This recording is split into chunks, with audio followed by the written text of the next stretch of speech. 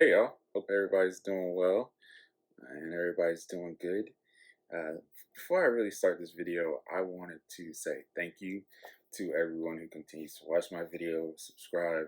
One thing I was thinking about is this is kind of going to be a process of attrition, and I'm just really appreciative of kind of comments, likes, and everything. I think one of the big things is just going to be sharing, because I think sometimes I feel like in having these, because I feel like I'm having conversations. I feel like it can feel very much feel like I'm howling at the moon, but I still want to have these conversations. So, kind of going off of that and leading into what I want to talk about, and this is kind of more so a question to start a conversation. And one of the things that I'm just wondering is, have gangs and street culture become too accessible in America? So I'm from Atlanta, Georgia, and I'm from Candler Park in Atlanta, Georgia. So like I'm from like the one of the whitest parts in Atlanta. So my introduction to what would be probably considered like gang activity, it wasn't gang. It was more so like hoods and sides and neighborhoods. So if you were from this side or this neighborhood, certain parts, and it was just basically to me, and to kind of being naive as a kid, I saw that as like kids playing with each other, kids beefing for like really no reason. Because I don't really remember us having gangs until, and again, this could be completely false. I think there obviously were some street gangs in Atlanta, but it wasn't to the level that we knew of, and we didn't have a lot of that information. Like so, a lot, and I don't think we really didn't even get like we didn't get, I want to say, like street gangs like some of the Cali gangs until later. Like I didn't really hear people talking about being Bloods or Crips in Atlanta until like 2009, 2010. It could have been much earlier than that, because like I said, I'm from Candler Park, so I didn't know anything about that. But the reason why I asked this is because it's like you see so much information is put out there, and it's like, where did this information come from? Because again, you can't really put a lot of the Black Street gangs on the same level as the Mafia or like the Triad or some of these other gangs. Because like you don't see the same accessibility when it comes to those gangs. Like you'll see it, but it won't be. And when I say accessibility, I mean accessibility as far as people are very much so profiting. Like you see a few videos here and there about the Yakuza. You're seeing videos about the mafia, but it's like it's weird because I feel like those are very much after the fact. I feel like as of right now, we have accessibility into a lot of the things that go on, like a lot of the so-called politics, and it's like, why do mass people have access to these politics? Because these are supposed to be organizations that are supposed to be, and again, speaking as a civilian, this isn't to glorify them, but these are supposed to be organizations that are supposed to operate on a lower level. And if everybody has access to them, if everybody has the information for them, it's like it can get out there. And not only that, but when things become more accessible, it's easier to commercialize them. Because it's like they basically have, there was like this moment where you saw those pillows in Target where they were basically like, they were like rags. They look like colored rags for gangs. And it's very interesting to me, and it's weird. So it's a question that I wonder and that I really wanted to pose. And maybe I don't know what I'm talking about. Of course, kind of what the real reason is why this became accessible is because there's a monetization of it.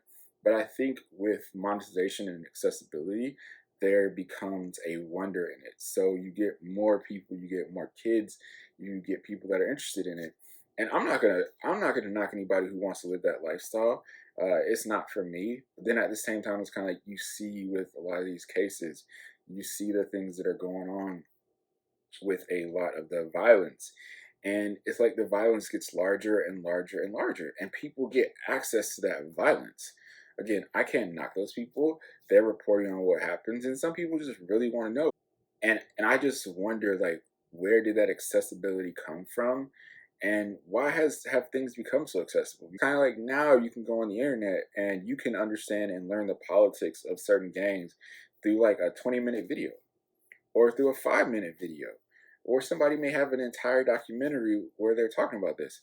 And maybe the real start of this was that TV show, I think it was Gangland or whatever it's called, where they would interview all those gangsters. But again, I wonder about accessibility. I wonder what that continued accessibility is going to lead to. What is going to be the end impact? Yeah, and that was something that I've really been interested in, just having like a little small conversation about. This is a little different from a lot of stuff that I talk about, but it's just interesting because all right, another offshoot of this is I think the accessibility of gang culture bleeds into the commercialization and the monetization of Black people, because a lot of people unfortunately cannot make that, they can't divide the two, so there's a combination of the two. And you see certain into you see that tie into like hip hop. So you see certain platforms who have all the accessibility in the world to a lot of gang politics that they really shouldn't have.